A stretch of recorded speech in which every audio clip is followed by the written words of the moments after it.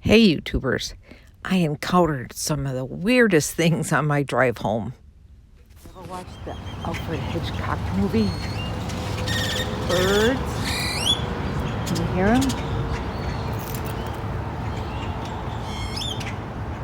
They're all over the place on every branch. Look at them. All three trees. Look at that. Like being in the movie of the birds. Oh my goodness.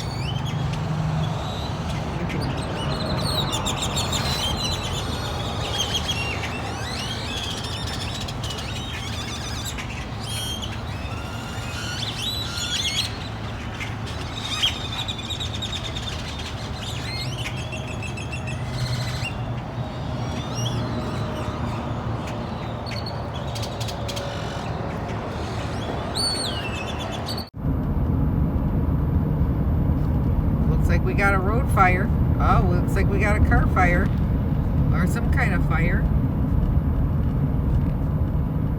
Oh my God, a bush fire. Whoa. Just a little bush fire.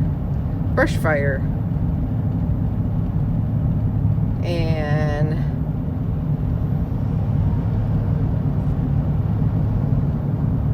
that is on I-40 eastbound Arkansas. So now it's going to hold up traffic. Good morning, YouTubers. RVRebel Girl here, and today I am going to tell you a little bit about how I prepare my rig as I'm driving. I'm on the road as I'm driving into a colder climate from the warm climate. And how do I prevent my rig from freezing up on me when I get to the cold, cold Arctic temperatures of the Midwest? Stay with me and see. Yep, not attractive, is it? Yep, it's traveling mode. I just woke up. I was staying at Cracker Barrel in southern Illinois last night, and it's 53 degrees. There is no snow on the ground. So it's not that bad out here. So the dilemma is still winterize or not winterize. I don't know. So I just wanted you to see the real, you know. So many times you see YouTubers and they are making videos and you don't see what the everyday look is. Okay, I'm traveling. Look at me. I'm a wreck. I stayed in a parking lot last night. I have to watch my propane usage. My battery runs down because I'm not hooked up to my solar because it's portable solar. I can't run my generator. It's too noisy.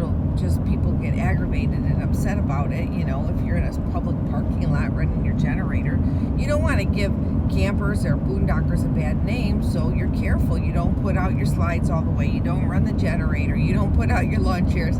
You can't take a shower until you find a place to take a shower, you know, or you're going to run out of water, and you can't carry water if it's going to get cold. So right now, you're seeing the real thing. You know, we're all not glamorous when we are traveling. We have good days and bad days. Okay, so I'm almost home. I'm 5 hours away from my family, and I'm so excited because I'm going to pick up my granddaughter tonight, and she's going to have an overnight in the camper with me in the cold. So hopefully it stays warm and it doesn't get cold. And she's going to see the real life because there won't be no water to flush with. Fortunately for us, we'll be staying in the driveway, mooch docking off of my nephew. Yeah, my good nephew who offered me, I didn't even ask. He knew that, you know, it was going to get cold and maybe it'd be too cold to leave Danny in the camper while we went to a family Christmas party. So he says, Auntie Carolyn, just come and stay at my house, and you can leave Danny in the house while we go to the party. Yeah, so that works out. So I'm just trying to get home to see my family, and I wanted you to see the real thing and the dilemmas we run through. Yep, it's not attractive.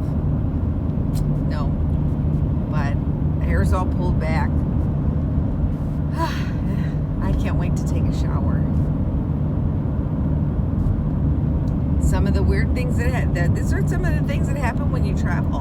And you know what? The other thing is, some people expect that we could be just like traveling all over the world, you know, because we live in our rigs. But you know what? It gets expensive to travel. Not the world, but the United States.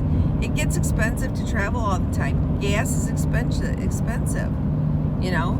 So some people like to be nomads and stay in one particular area. They like to stay in the area of Arizona. If you want to pay for their travels, maybe they'd be happy to go somewhere else. But other people travel all over the place because that's their desire. It still gets expensive though. So, you know, I'm not saying that because I'm asking you to send me money. No, that's not it. I'm just telling you because there's people making a lot of comments that the nomads are just sitting in the desert. You know, well, that's why they're nomads, because they want to escape the winter and go sit in the desert. Yep, that's it. Not everybody can spend the money to go sightseeing and go to Canada and go to Alaska. And it takes a lot of money and gas. It does. When I get home, I'm going to calculate what it costs me just to go to, gas-wise, go to the Lollapalooza, then the Vanville, and then I visited my sister, and then back to my home base area. Yeah. Stay tuned for that that's another video. Okie dokie. Hey everybody. Yeah, I look a little better today, don't I? Well, I just came from my family Christmas party. I've been pretty busy helping out this guy over here. I'm his sidekick for a little while I'm in town. But also, I've been getting my Reflectix up to keep the heat in, and my rig, it's really cold. It's in the 30s. Yes, it is. And visiting with family. And I know I said I was going to tell you about how I get my rig ready. So I did want to mention that I empty the hot water tank. And what I do is I use this tool. This is my tool. I'm going to show you. Oh, it's cold because this thing here, see? Okay. And then I hook the other end of it. Yep. I hook it on there so that I can, okay. There we go. See? So I can crank open my hot water tank. So this is what I take the rod out of my hot water tank. Now when you do that, be careful, because if you have water in there, it's gonna like come right out. The rod's gonna go flying out, the water's gonna come shooting out. So try to get as much of the hot water out of there as you can by turning on your pump and turning your hot water faucet on. And it might not be as bad, the pressure, but it is pressure. So once you take that out, you just can like let all that water drain out so your hot water tank is empty. Okay, and then you won't have to worry about it freezing like I did last year. Yeah, last year I didn't empty it. And fortunately for me, I got lucky and my hot water tank didn't crack. So that's part one. Now, don't mind my mess in my rig because I had my granddaughter over for an overnight last night. And today I have on my little Christmas candy cane. A little Christmas candy cane. See that? Scarf. And my Christmas pants with my Christmas lights on it. I'm definitely in the Christmas spirit. It's beginning to look a lot like Christmas everywhere you go. Right, Danny? Danny's in the background. She thinks I'm crazy. No, I'm not crazy. Am I? What do you think, Danny? Huh? So, in addition to that, I open my faucets up so that all the water drains out. I make sure that I empty my freshwater holding tank and the low drain the low point drain, so that all the water that doesn't come out from being pumped can just drain out the bottom. And I did that today. It's going to be like below freezing tonight. Yeah.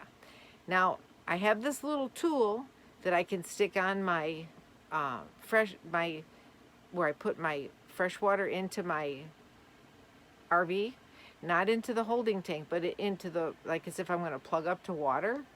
And I put this little cap on there, and I just take an air compressor and I leave my faucets open, and I usually have somebody inside looking, and I kind of spritz a little air through there, and that air will make all the water that it can come out into the sink and get out of my actual pipes.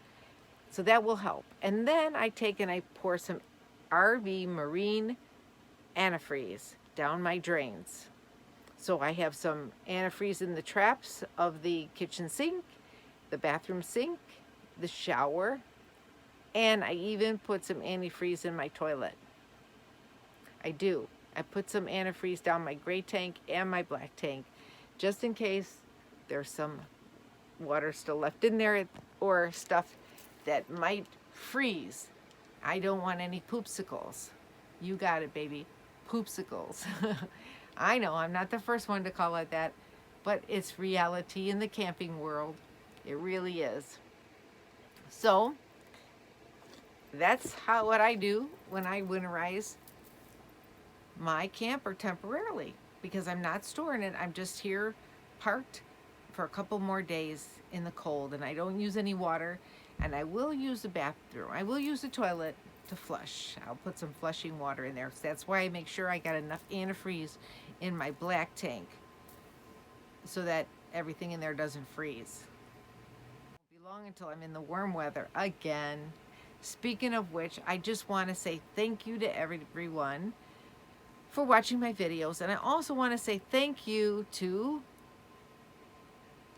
Twin Sparrow for the wonderful card that I got in the mail when I returned to my home base area. I really appreciate your thoughtfulness. Thank you very much. I really do appreciate it. So everybody, I'm sorry this is short, but it's sweet, and I wanted to get something out to you today with family, and I'll try to get a buzz out to you as soon as I can. Be safe traveling out there for the holiday. I'll talk to you soon. Thank you for watching. Mwah. Safe travels.